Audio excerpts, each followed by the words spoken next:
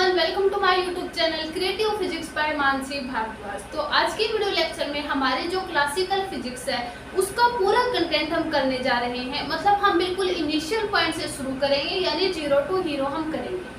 यानी सबसे पहले हम जो हमारा बेसिक पॉइंट होता है उससे लेकर चलेंगे और जो हमारे लास्ट तक बहुत बड़े बड़े टॉपिक आएंगे उन पे बेस्ड न्यूमेरिकल होते हैं।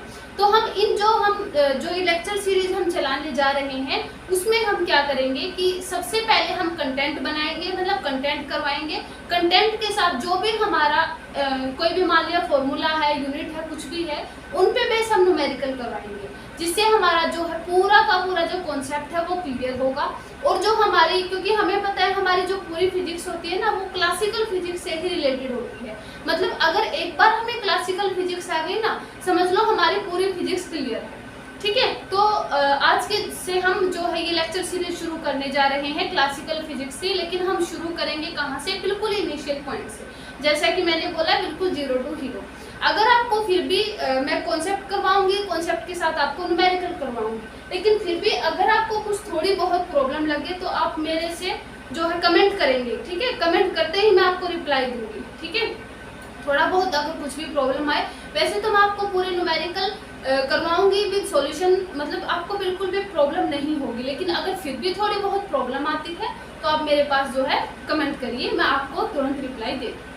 तो सबसे पहले हम शुरू करने जा रहे हैं यूनिट एंड मेजरमेंट। हमें पता है हमारी जो फर्स्ट यूनिट है फिजिकल वर्ल्ड है, उसमें सिर्फ यही है कि जो हमारी फिजिक्स है वो कैसे कैसे यूज होती है, किस तरीके से हमारी फिजिक्स यूज होती है।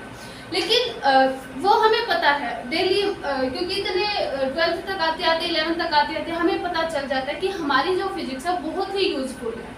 फिजिक्स के बिना कुछ भी नहीं है। ठीक है, अब देखो, तो हमारा जो सेकंड चैप्टर है यूनिट एंड मेजरमेंट, हम वहां से शुरू करने जा रहे हैं।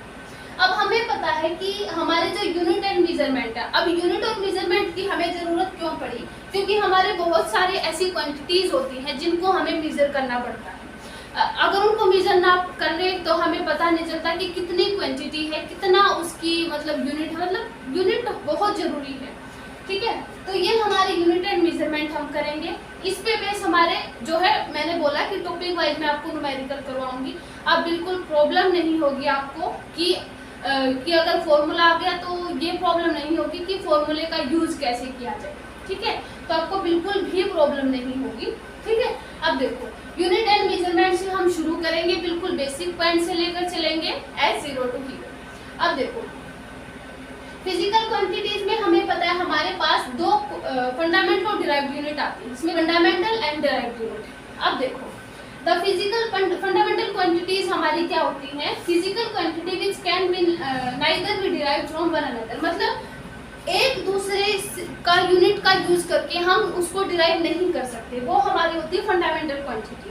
लेकिन जब हम एक यूनिट का यूज करके दूसरी को डिराइव करते हैं तो वो हमारी होती है डिराइव्ड यूनिट।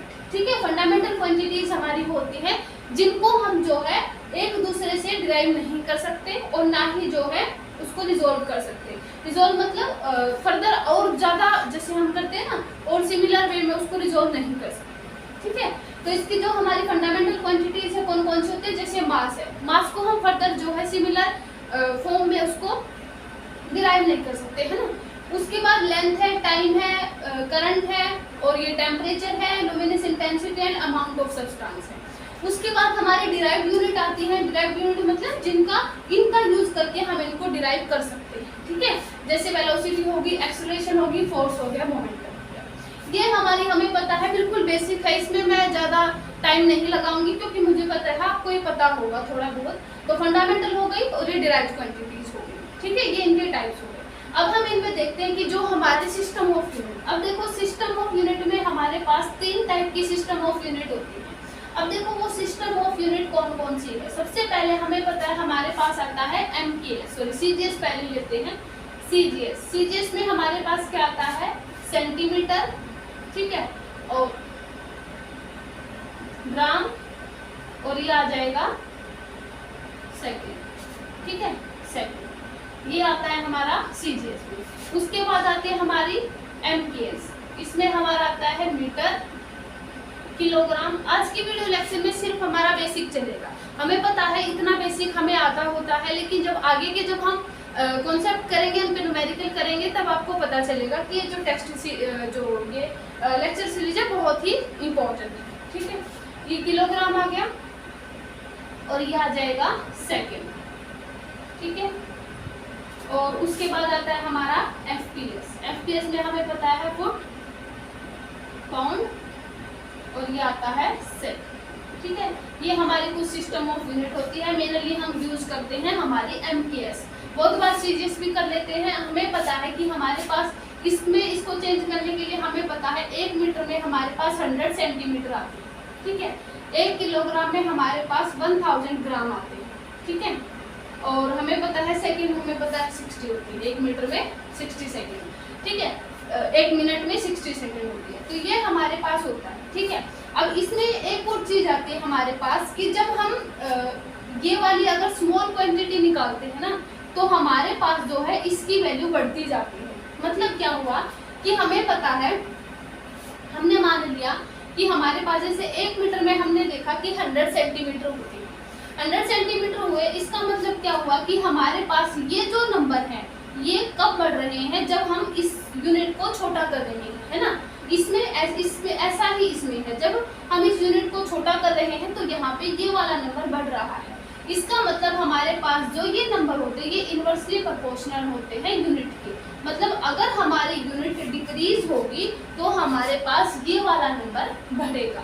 इसका एग्जाम्पल ये है कि यहाँ से 1 मीटर से 100 सेंटीमीटर में जब ये चेंज हुई तो यहाँ पे हमारे पास ये जो है नंबर जो है बढ़ गया। ठीक है, क्योंकि यूनिट हमारी छोटी हो गई, यूनिट छोटी हो गई तो नंबर बढ़ गया। इसमें हमारे पास बहुत बार ऐसे आ जाता है N1U1 = N2U2, क्योंकि इसको हम ऐसे लिख सकते हैं। ठीक है, इन पे ये फॉर्मूला भी आता है। ये मैंने बताया कि कैसे हुआ, यहाँ से जैसे ही हमारी यूनिट छोटी होएगी हमारा ये वाला नंबर बढ़ता चला जाएगा। उसके बाद हमारी कुछ प्रैक्टिकल यूनिट आती है जो हम जो हमारी स्मॉल क्वांटिटी है उनको मेजर करने के लिए यूज करते हैं। जैसे कि हमारे पास सबसे पहले आता है माइक्रोन। माइक्रोन में हमें पता है 10⁻⁻⁶ मीटर होता है। उसके बाद 1 नैनोमीटर, 1 नैनोमीटर में हमें पता है 10⁻⁹ मीटर होता है। ठीक है, उसके बाद 1 एंगस्ट्रम, 1 एंगस्ट्रम में हमें पता है 10⁻⁻10 मीटर होता है। उसके बाद हमारे पास 1 फर्मी, एक फर्मी में हमारे पास कितना होता है 10⁻⁻15 मीटर। ये हमारी कुछ प्रैक्टिकल यूनिट थे जो हम बिल्कुल हमारे जो स्मॉल क्वांटिटी है उनको मेजर करने के लिए यूज करते हैं। उसके बाद हमारी जो ये हो गई हमारी कुछ प्रैक्टिकल यूनिट। उसके बाद हमारे जो है कुछ होंगी जो हम लार्ज क्वांटिटी को मेजर करने के लिए यूज करते हैं। ठीक है, तो वो हमारी कौन सी यूनिट होंगी। अब ये हमारी कुछ यूनिट है जो हमारी लार्ज डिस्टेंसेस को मेजर करती है। इनमें सबसे पहले हमारे पास आता है लाइट ईयर। लाइट ईयर हमारा क्या होता है, it is the distance travelled by light in vacuum in 1 year. मतलब 1 ईयर में लाइट के जो वैक्यूम के अंदर से कितनी लाइट ने कितनी डिस्टेंस ट्रेवल की वो हमारी कितनी होती है, वो हमारी लाइट ईयर होती है। और एक लाइट ईयर में हमारे पास 9.467 × 10⁻⁻15 मीटर होते हैं। उसके बाद आते हैं हमारी एस्ट्रोनॉमिकल यूनिट। अब एस्ट्रोनॉमिकल यूनिट हमारी क्या होती है, मीन डिस्टेंस होती है किसकी, अर्थ की, सन से अर्थ की हमारी जितनी डिस्टेंस होगी उसका मीन लेंगे, वो हमारी होती है एस्ट्रोनॉमिकल यूनिट। ठीक है, और एक एस्ट्रोनॉमिकल यूनिट में हमारे पास इतने मीटर होते हैं 1.496। बेसिकली हमें सिर्फ इनका जो है वैल्यू याद रखनी है, ठीक है। ये सिर्फ हमारे पास न्यूमेरिकल में ही यूज होंगे, अदरवाइज इनका यूज कहीं नहीं होगा।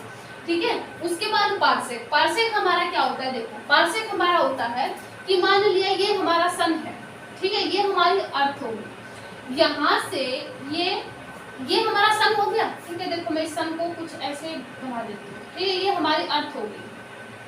ठीक है, ये हमारा सन हो गया, ये अर्थ हो गई। यहाँ से इसकी डिस्टेंस अगर मान लिया 1 एस्ट्रोनॉमिकल यूनिट है और वो 1 पार्सेक का एंगल बना रही है। ठीक है, तो ये हमारी होती है क्या, पार्सेक।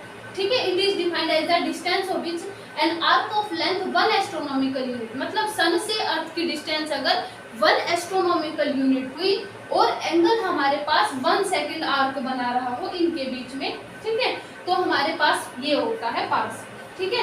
पार्सेक में हमारे पास 3.08 इंटू 10⁻16 मीटर होते हैं। अगर लाइट ईयर में हम चेंज करेंगे तो हमारे पास ये आ जाएगा। बेसिकली इनमें हमारे पास कुछ नहीं है, सिर्फ हमें इनकी वैल्यू को याद रखना है। वैल्यू को याद क्यों रखना है?